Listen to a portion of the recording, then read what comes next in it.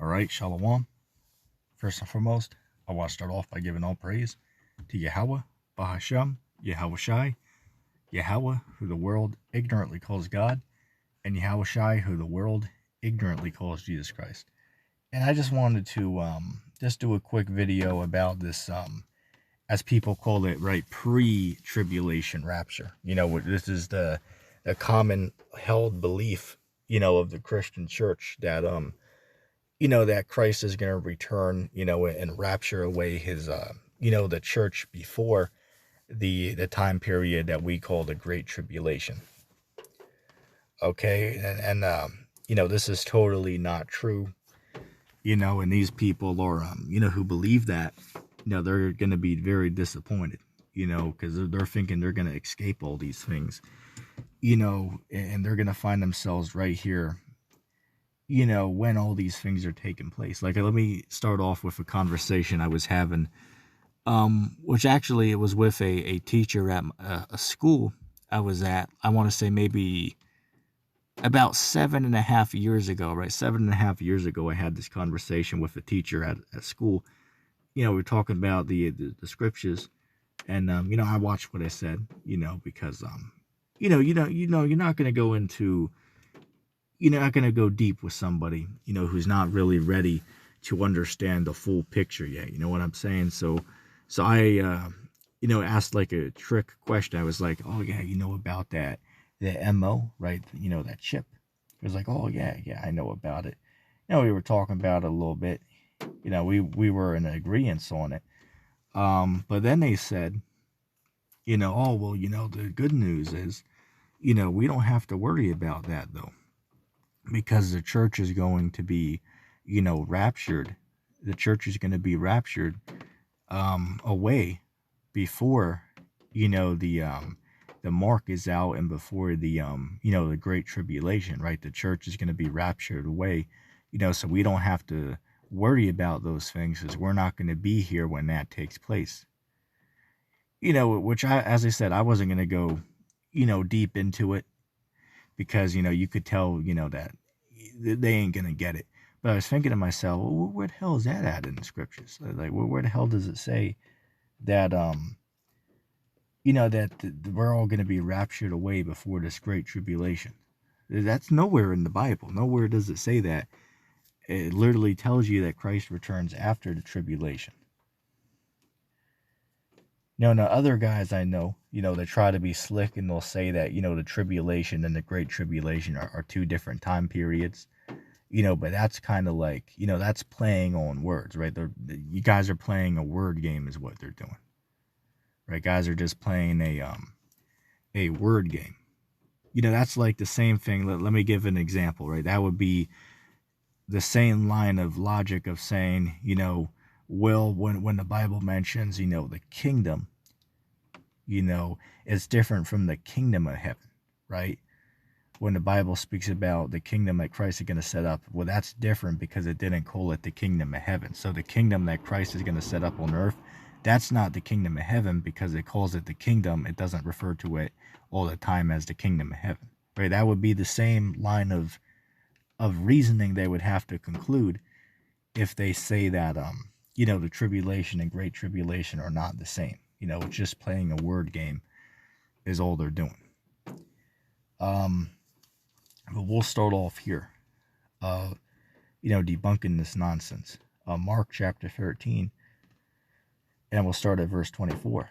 It says, but in those days, after that tribulation, keep that in mind, it says after that tribulation, not in the midst of it, not before. It says after that tribulation, the sun shall be darkened, and the moon shall not give her light, and the stars of heaven shall fall, and the powers that are in heaven shall be shaken. And then shall appear the sign of the Son of Man, coming in the clouds with power and with great glory.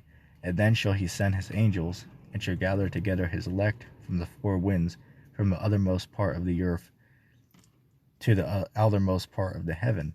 Right, but it proves that the rapture takes place after the Great Tribulation, because it literally told you in the text that after the tribulation of those days, the Son of Man's going to be revealed.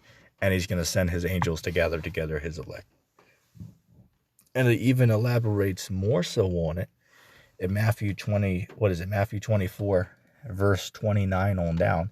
It's really reiterating the same thing here in Mark, but it tells you, right, he's going to return after the tribulation, and he's going to send his angels, with a great sound of a trumpet to gather together his elect, from the four corners of the earth, meaning what? Where they were scattered, on the earth, because they were scattered among all nations.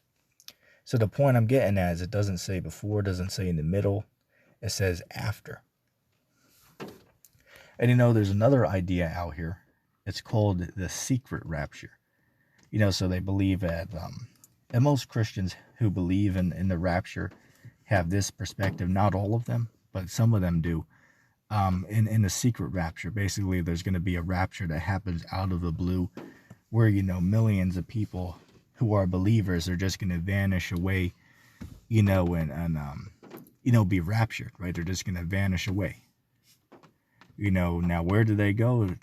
I never seen him elaborate on that. I would suspect they believe they're going to be like teleported into the clouds to meet Christ or whatever. That's what I would think they believe. But yeah, in the secret rapture, right, the church is going to be raptured away, and then, the Great Tribulation begins or something like that, is what the belief is. But that can't be true, because going by what we read, we see that the elect are gathered together after the Son of Man is revealed. And according to Revelation 1 and 7, it says that every eye will see him when he returns. So it can't be a secret rapture, because it says that everyone is going to see the Lord when he makes his return. Revelation 1 and 7, he comes with clouds, and every eye shall see him, even they who pierced him.